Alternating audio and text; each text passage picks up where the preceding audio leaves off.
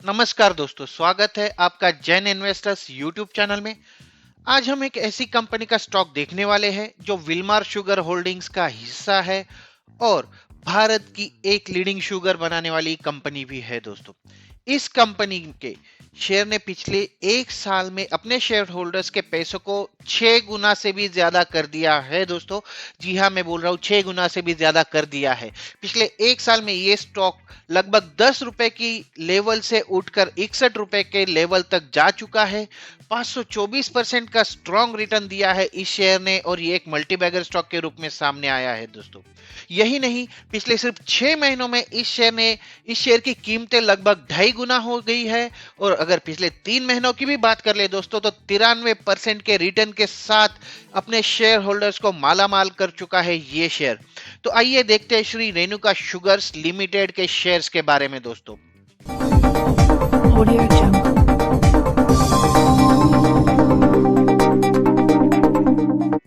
पिछले कुछ महीनों से जो चल रही है बिकवाली है, उसका इस शेयर के प्राइस पर ज्यादा असर देखने को नहीं मिला है और ये लगातार नई नई लेवल छूते जा रहा है, नई नई ऊंचाइयां छूते जा रहा है दोस्तों। 22 अप्रैल की बात कर ले तो 22 अप्रैल को बंद हुए सेशन में इस शेयर की क्लोजिंग प्राइस जो रही है वो 61 रुपए 40 पैसे रही है। साथ ही इस शेयर पर बुलिश सेंटिमेंट जारी है और पिछले सिर्फ एक वीक में इस शेयर की कीमतों में 17% की बढ़त देखी जा चुकी है। 17% की बढ़ोतरी हुई है दोस्तों। हाल की कुछ घटनाओं की वजह से इस शेयर में हलचल बढ़ चुकी है। पिछले एक महीने में तो इस शेयर को जैसे पंख लग गए हैं। 28 मार्च की क्लोजिंग प्राइस जो थी वो 34 रुपए की थी दोस्तों और 22 अप्रैल की 61 रुपए। मतलब एक महीने से भी कम समय में ये प्राइस 61 रुपीज हो चुकी है, 61 रुपीज तक पहुंच चुकी है। और अगर कैलकुलेट करें तो क्लोजिंग प्राइस के हिसाब से इस शेयर में पिछले एक महीने में 81% की बढ़त देखने को मिली है और ये आगे भी जारी रहने की उम्मीद है दोस्तों। आज हम देखेंगे कंपनी के बिजनेस के बारे में, कंपनी के पास्ट परफॉर्मेंस के बारे में हम जानेंगे, उसके फाइनेंशियल नंबर्स पर नजर डालेंगे, कंपनी के स्ट्रॉन्ग पॉइंट्स और वो फैक्टर्स देखेंगे जिनके बेसिस पर कंपनी के का फ्यूचर डिपेंड है। उसके साथ ही कंपनी के फ्यूचर प्लान, एक्सपेंशन प्लान पर नजर डालेंगे और कंपनी के शेयर की टारगेट प्राइस कहां सेट हो रही है इसके बारे में भी हम बात करेंगे दोस्तों। तो आइए शुरू करते हैं आज का वीडियो। सबसे पहले कंपनी के बिजनेस पर नजर डाल लेते हैं। श्री रेणुका शुगर्स लिमिटेड एक एग्री बिजनेस और बायो एनर्जी कॉरपोरेशन है जो शुगर वैल्यू चेन में मौजूद है। ये शुगर, इथेनॉल, बिजली आदि का प्रोडक्शन करता है। की पॉइंट्स की अगर बात करें तो कंपनी का मेन बिजनेस है शुगर का प्रोडक्शन। कंपनी के पास शुगर बनाने के लिए फुल्ली इंटीग्रेटेड शुगर मिल्स है दोस्तों। बाय प्रोडक्ट के रूप में उत्पादित मोलासिस, बैगासिस और प्रेस मड का उपयोग आगे वैल्यू एडेड प्रोडक्ट्स के निर्माण के लिए किया जाता है। कंपनी भारत में 6 मिल्स उपलब्ध है जिनकी कुल क्षमता 36,500 टीसीडी है। साथ ही और कंपनी की एडिशनल 2 पोर्ट बेस्ड बंदरगाह आधारित भी शुगर रिफाइनरीज अवेलेबल है कंपनी के पास, जिनकी कुल क्षमता जो है, कैपेसिटी जो है वो 5,500 टन पर डे की है, टीपीडी की है दोस्तों। पावर जनरेशन की अगर बात कर ले तो कंपनी के पास 567 मिलियन किलोवाट बिजली उत्पादन की क्षमता है, कैपेसिटी है, जिसमें से 49% कैप्टिव रूप से वो अपने प्लांट्स के लिए यूज करती है, अपने प्लांट्स के अंडर यूज करती है और बाकी जो 51% की बिजली है दोस्तों वो स्टेट इलेक्ट्रिसिटी ग्रिड को बेची जाती है। इसकी ज्यादातर को जनरेशन प्रोसेस जो है वो रिन्यूएबल एनर्जी पर आधारित है जो जीएचजी इमिशन में सिग्निफिकेंट रिडक्शन को करती है, रिडक्शन प्रोवाइड करती है दोस्तों।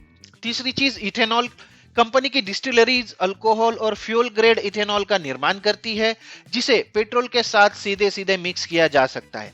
इसकी उत्पादन क्षमता 730 किलो लीटर्स पर डे है जिसे हम केएलपीडी भी कह सकते हैं। यह अपनी सब्सिडरी केबी के केम इंजीनियरिंग के माध्यम से टन की डिस्टिलरी, इथेनॉल और कुछ शुगर प्रोसेस इक्विपमेंट के साथ साथ बायोफ्यूल प्लांट सॉल्यूशंस भी प्रोवाइड करती है। आइए नजर डालते हैं कंपनी के ब्रांडिंग पर। तो अगर आपने मधुर शुगर अगर देखी होगी जो कि एक लीडिंग ब्रांड है, बहुत ही पॉपुलर ब्रांड है, तो जी हाँ, श्री रेणुका शुगर्स का ही ये ब्रांड है। कंपनी की भारत में पैकेज शुगर जो है वो कंपनी जो है वो उस सेगमेंट में लीडर है, मार्केट लीडर है और ये मधुर ब्रांड के तहत अपने उत्पादों का मार्केटिंग करती है। कंपनी के मर्जर्स पर नजर डाले दोस्तों तो कंपनी ने अपनी सब्सिडरी कंपनी जो गोकक शुगर्स लिमिटेड है जिसमें इसकी 93.64% की हिस्सेदारी है। उसके साथ मर्जिंग के लिए प्रिंसिपल अप्रूवल के लिए पिछले साल 28 जनवरी 2021 को बीएसई और एनएसई के साथ एक एप्लीकेशन ऑलरेडी फाइल कर चुकी है दोस्तों।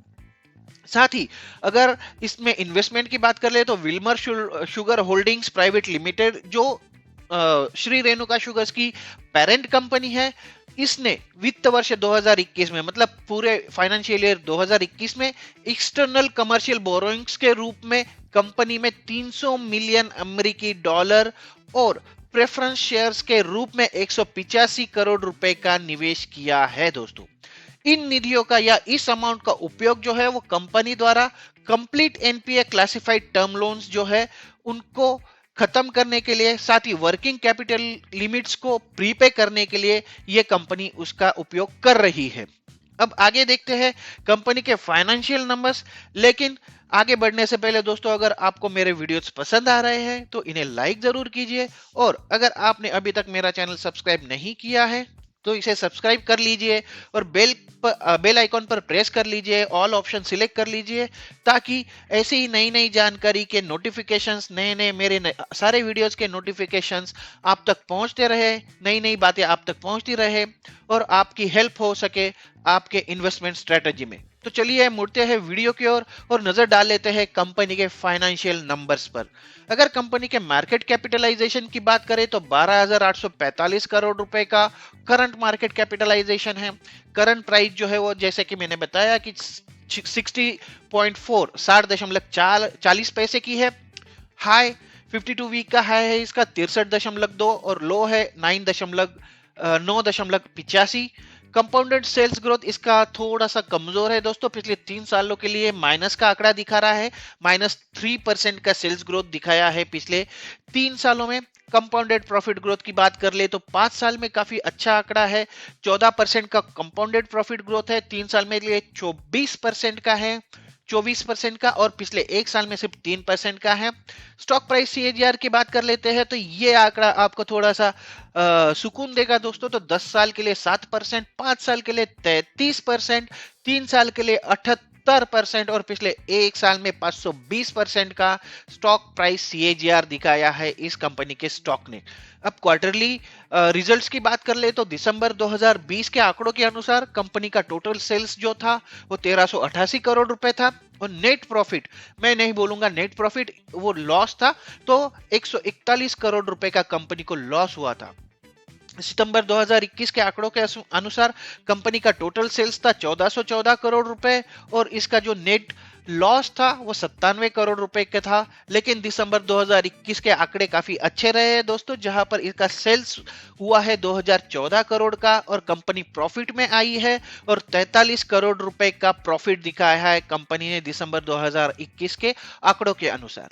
तो ये थे कंपनी के फाइनेंशियल ग्रोथ के आंकड़े। अब नजर डाल लेंगे दोस्तों कंपनी में फॉरेन इन्वेस्टर्स की क्या स्थिति है, उनकी कितनी हिस्सेदारी है और कंपनी का रेवेन्यू ब्रेकअप कहां से आता है। अगर फॉरेन इन्वेस्टर्स की हिस्सेदारी की बात कर ले तो सितंबर 2021 में इस कंपनी के शेयर में 1.61% की हिस्सेदारी थी फॉरेन इन्वेस्टर्स की, जो दिसंबर 2021 में बढ़कर 2.06 हो गई, और मार्च 2022 के आंकड़े भी हमारे पास उपलब्ध है, उसके हिसाब से ये हिस्सेदारी बढ़कर 2.12% की हो चुकी है। रिवेन्यू स्प्लिट की बात कर ले तो जैसा कि मैंने बताया कि कंपनी का मेन बिजनेस शुगर का है या चीनी प्रोडक्शन का है, तो शुगर के प्रोडक्शन से कंपनी को 80% का रिवेन्यू आता है, इथेनॉल से 11% का, और को जनरेशन एंड अदर्स से जिसमें बिजली भी आती है वहां से कंपनी को 9% का रिवेन्यू मिलता है। अगर जियोग्राफिकल स्प्लिट की बात कर ले दोस्तों तो डोमेस्टिक में सिर्फ 36% का रिवेन्यू है कंपनी का, और कंपनी एक्सपोर्ट पर ज्यादा जोर देती है, तो एक्सपोर्ट के जरिए कंपनी का 64% का रिवेन्यू जनरेट होता है दोस्तों। आइए अब उन फैक्टर्स को जान लेते हैं जिनके बेसिस पर कंपनी का फ्यूचर डिसाइड होगा और टारगेट प्राइस डिसाइड होगी। अगर फ्यूचर प्लान्स के बारे में बात करें तो कंपनी ने अपने इथेनॉल क्षमता को 720 केएलपीडी से बढ़ाकर 1400 केएलपीडी करने के लिए लगभग 6500 मिलियन रुपए का निवेश करने की योजना बनाई है। यह बायोफ्यूल इथेनॉल के उत्पादन पर ध्यान देने के साथ साथ एक ग्रीन एनर्जी कंपनी बनने का प्रयास भी कर रही है दोस्तों। साथ ही पिछले कुछ समय से शुगर मिल्स के शेयर्स पर दबाव साफ देखा जा रहा था, लेकिन जब से शुगर एक्सपोर्ट को लेकर खबर आई है, इन शेयर्स पर लोग बुलिश हो चुके हैं। एक खबर के मुताबिक वैश्विक व्यापार हाउस जो आईएसएमए के अनुमान के अनुसार सितंबर में भारत की चीनी या शुगर का जो निर्यात है वो 85 लाख टन तक पहुंच सकता है, जबकि भारत ने सिर्फ 72 लाख टन चीनी निर्यात का अनुबंध किया है। इस साल मार्च के अंत तक भौतिक निर्यात लगभग 56 से 57 लाख टन रहा है। मार्च के अंत तक पेराई या फिर क्रशिंग जो है उसका काम अभी भी जारी है, क्योंकि 366 मिले हैं शुगर मिल से जो अभी भी चल रही है। लेकिन एक नेगेटिव पॉइंट यहां पर समझ में आता है दोस्तों कि पिछले 5 सालों में अगर कंपनी के सेल्स ग्रोथ देखे तो उसमें निगेटिव का आंकड़ा देखा जा रहा है, ये लगभग -10.54% का है। तो शॉर्ट टर्म फ्रेम पर मोमेंटम इंडिकेटर्स तो बताते हैं कि स्टॉक ओवरबॉट जोन में है, और अगर यह 55 रुपए से नीचे ट्रेड करता है तो प्रॉफिट बुकिंग से इनकार नहीं किया जा सकता। अगले कुछ ट्रेडिंग सेशन बुल्स के लिए थोड़े से क्रिटिकल क्रूशियल्स होने वाले हैं। अगर 55 की ट्रेंड डिसाइड सो इसमें 55 की जो लेवल है वो ट्रेंड डिसाइडर लेवल होने वाली है। अगर यह इसका जो लेवल है उससे ऊपर बना रहता है तो हम 70 से 75 रुपए तक के अपट्रेंड का एक्सपेक्टेशन रख सकते हैं, और बुलिश सेंटिमेंट पर सवार होकर यह 70 से 75 की लेवल छू सकता है। दूसरी तरफ अगर ये 55 रुपए से नीचे लुढ़कता है, 55 रुपए का डिसमिसल अगर होता है तो 52 से लेके 48 रुपए की लेवल ये छू सकता है, ऐसी उम्मीद है, ऐसा हमारा मानना है, और इसके हिसाब से ये शॉर्ट टर्म करेक्शन को ट्रिगर कर सकता है। तो ओवरऑल सारे स्ट्रॉन्ग पॉइंट्स के बारे में सोचकर इस कंपनी के शेयर पर बुलिश सेंटिमेंट जारी रहने की उम्मीद है, और लॉन्ग टर्म पर्सपेक्टिव से इस शेयर में पैसा लगाया जा सकता है। अगर आपके मन में इस स्टॉक को लेकर कोई सवाल है तो आप कमेंट बॉक्स में बताइए, मैं जरूर आपके सवालों के जवाब देने की कोशिश करूंगा। आशा करता हूं मेरा यह वीडियो आपको काम आएगा, आपकी हेल्प करेगा आगे की स्ट्रेटेजी डिसाइड करने के लिए। तो आज के वीडियो में बस इतना ही। मिलते हैं अगले वीडियो में एक नए शेयर के साथ, एक नई जानकारी के साथ। तब तक के लिए नमस्कार।